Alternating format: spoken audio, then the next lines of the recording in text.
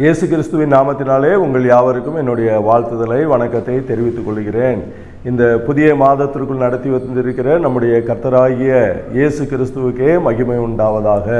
இந்த புதிய மாதத்திற்கென்று நாம் தியானித்து சுதந்திரித்துக் கொள்ளும்படியாக கர்த்தர் கொடுத்த வாக்குத்தத்த வசனம் ஏசாயா தீர்க்கதரிசியினுடைய புஸ்தகம் 54 அதிகாரம் 7 வசனம். இமைப்பொழுது உன்னை கைவிட்டேன், ஆனாலும் உருக்கமான இரக்கங்களால் உன்னை சேர்த்து கொள்ளுவேன். உருக்கமான இரக்கங்களால் உன்னை சேர்த்து கொள்ளுவேன். இந்த வார்த்தையின்படியே ஆண்டவர் இந்த மாதம் முழுவதும் நம்முடைய ஜீவிக காலமெல்லாம் அவர் காத்து வழிநடத்துவாராக. உன்னை நான் சேர்த்து கொள்வேன் என்று சொல்லி ஆண்டவர் சொல்லுகிறார். நம்முடைய ஆண்டவர் நம்மை தள்ளிவிடுகிற தேவன் அல்ல, அவர் நம்மை சேர்த்து கொள்ளுகிற தேவனாக இருக்கிறார். சங்கீதத்திலே நாம் வாசித்து பார்க்கும்போது 27 அதிகாரத்திலே 10 வசனத்திலே நாம் பார்க்கிறோம், என்னுடைய தகப்பனும் தாயும் என்னை கைவிட்டாலும் தள்ளிவிட்டாலும் கர்த்தர் என்னை சேர்த்து கொள்வார் என்று சொல்லி தாவீது சொல்லுகிறார். இந்த உலகத்திலே யார் கைவிட்டாலும் கைவிடாதவர்கள் தாயும் தகப்பனும். அப்படிப்பட்டவர்களே ஒருவேளை கைவிட்டு விட்டாலும் கர்த்தர் என்னை சேர்த்து கொள்வார் என்று சொல்லி உறுதியாக நிச்சயமாக நம்பிக்கையோடு கூட தாவீது சொல்லுகிறதை பார்க்கிறோம். சிலர் கைவிடப்பட்ட நிலைமையிலே இருக்கலாம், யாரோ என்னை தள்ளிவிட்டார்கள் என்று சொல்லி ஒருவேளை வேதனையிலே இருக்கலாம். உங்களுக்கு ஒரு நற்செய்தி, யார் தள்ளினாலும் தள்ளிவிடாத ஆண்டவர் இருக்கிறார். இந்த உலகத்தை நாம் பார்க்கும்போது எங்கு பார்த்தாலும் மனிதர்களை தள்ளுகிறதை நாம் பார்க்க முடியும். ஆனால் நம்முடைய ஆண்டவராகிய இயேசு கிறிஸ்துவோ அவர் சேர்த்து கொள்ளுகிற தேவனாக இருக்கிறார். உலகம் தள்ளுகிறது, உன்னதமான தேவன் நம்மை தம்மிடம் சேர்த்து கொள்ளுகிற தேவனாக இருக்கிறார். யோவான் எழுதின சுவிசேஷம் 6 அதிகாரம் 37 வசனத்திலே நாம் வாசித்து பார்க்கும்போது, பிதாவானவர் கொடுத்த யாவும் என்னிடத்திலே வரும், என்னிடத்திலே வருகிறவனை நான் புறம்பே தள்ளுகிறதில்லை என்று அவர் சொல்லுகிறார். எப்படிப்பட்ட மனிதனாக இருந்தாலும், எப்படிப்பட்ட பாவியாக இருந்தாலும், எப்படிப்பட்ட கீழான நிலைமையுள்ளவனாக இருந்தாலும் அவரிடத்தில் வருகிற ஒருவனையும் அவர் தள்ளிவிடுகிறதே அல்ல. தாவீது இயேசு கிறிஸ்துவுக்கு முன்னடையாளமானவராக இருக்கிறார்.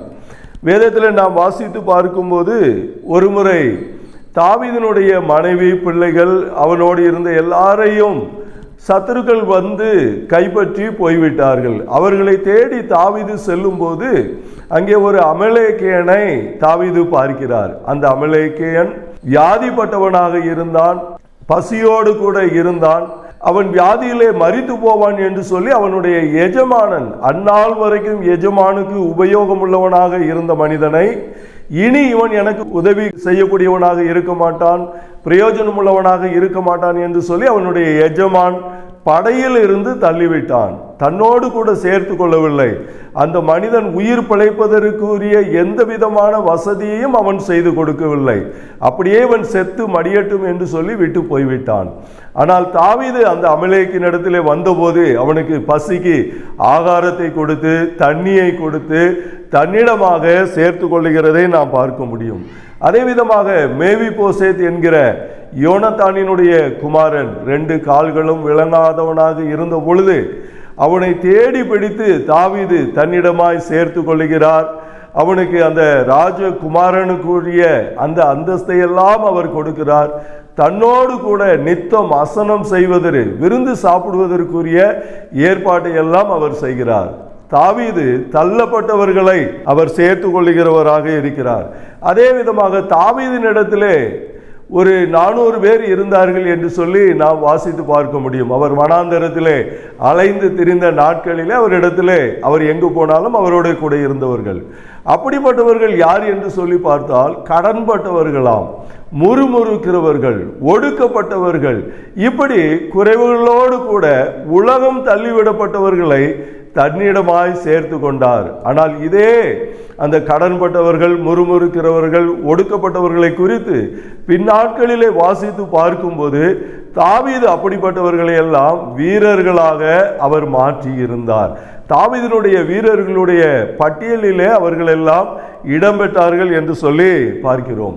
வீணர்களாய் சுற்றி திரிந்து கொண்டிருந்தவர்களை தாவீது வீரர்களாக மாற்றினார். இப்படி நம்முடைய ஆண்டவர் தள்ளப்பட்டவர்களை சேர்த்து கொள்ளுகிற தேவனாக இருக்கிறார்.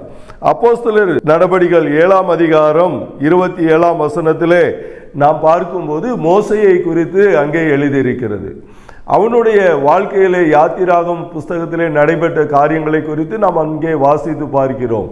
அவன் எகிப்திலே இருந்த பொழுது எகிப்தியனும் இஸ்ரவேலரும் சண்டை போட்ட போது இஸ்ரவேலருக்கு உதவியாக அந்த எகிப்தியனை அடித்து அவர் கொன்று போட்டார். மறுநாளிலே இஸ்ரவேலரும் சண்டை போட்ட போது அவர்களிடத்திலே சமாதானம் செய்ய போன போது, உன்னை எங்கள் மேல் அதிகாரியாக நியமித்தது யார் என்று சொல்லி உனக்கு நாங்கள் கீழ்ப்பட முடியாது, உன்னுடைய அதிகாரத்திற்கெல்லாம் நாங்கள் கட்டுப்பட முடியாது என்று சொல்லி மோசேயை தள்ளிவிட்டார்கள்.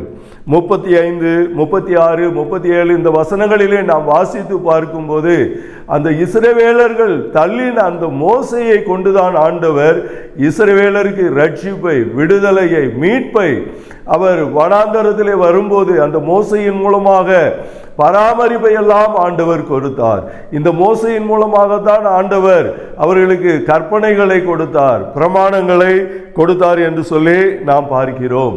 யோவான் எழுதின சுவிசேஷம் 14ஆம் அதிகாரம் 1, 2, 3 இந்த வசனங்களை நாம் வாசித்து பார்க்கும்போது, உங்களுடைய இருதயம் கலங்காது இருப்பதாக, தேவனிடத்தில் விசுவாசமாயிருங்கள், என்னிடத்திலேயும் விசுவாசமாயிருங்கள். நான் போய் உங்களுக்காக ஒரு ஸ்தலத்தை ஆயத்தம் பண்ணுகிறேன். ஸ்தலத்தை ஆயத்தப்படுத்தின பின்பு நான் வந்து உங்களை என்னிடமாய் சேர்த்து கொள்வேன் என்று சொல்லி ஆண்டவராகிய இயேசு கிறிஸ்து சொன்னார். சிலருக்கு ரட்சிக்கப்பட்டு ஆண்டவரை ஆராதித்து ஜெபித்து வேதம் வாசித்து அவரை பின்பற்றி கொண்டிருந்தால் கூட கர்த்தர் பரலோகத்தில் என்னை சேர்த்து கொள்வாரா, ஏற்றுக்கொள்வாரா, அவருடைய ராஜ்யத்தில் எனக்கு இடம் உண்டா, இப்படிப்பட்ட நிச்சயம் இல்லாதவர்களாக இருப்பார்கள்.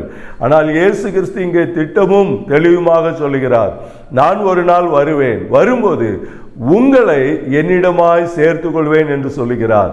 உலகம் உங்களை தள்ளி இருக்கலாம், ஆனால் நான் தள்ள மாட்டேன். என்னை நம்பின, என்னை விசுவாசித்த, என்னை ஏற்றுக்கொண்ட உங்களை நான் ஏற்றுக்கொள்வேன், சேர்த்து கொள்வேன் என்று சொல்லுகிறார். அப்படிதாமே கர்த்தர் நம் ஒவ்வொருவரையும் அவரோடு சேர்த்து கொண்டு அவர் நம்மை வழி நடத்துவாராக.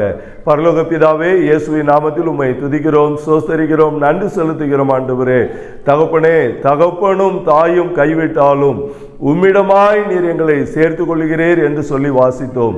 ஆண்டவரே, தாவீதை அப்பா நீர் சேர்த்து கொண்டதினாலே அவர் தள்ளப்பட்டவர்களை எல்லாம் ஆண்டவரே சேர்த்து கொண்டார். தகப்பனே, அதே விதமாக இயேசு கிறிஸ்து கூட எங்களை சேர்த்து கொள்ளுகிறவராக இருக்கிறார். அவருடைய கைகளிலே எடுத்து ஒவ்வொருவரையும் வல்லமையாக பயன்படுத்துகிறவராக, பயனுள்ள பாத்திரமாக மாற்றுகிறவராக இருக்கிறார். இதை பார்க்கிற ஒவ்வொருவரையும் நீர் அப்படியே ஆசீர்வதித்து நடத்தும்படியாய் இயேசு கிறிஸ்துவின் நாமத்தில் ஜெபிக்கிறோம் பிதாவே, ஆமென். கர்த்தர் தாமே உங்களை தம்மிடமாய் சேர்த்து உங்களை கொண்டு பெரிய காரியங்களை செய்வாராக.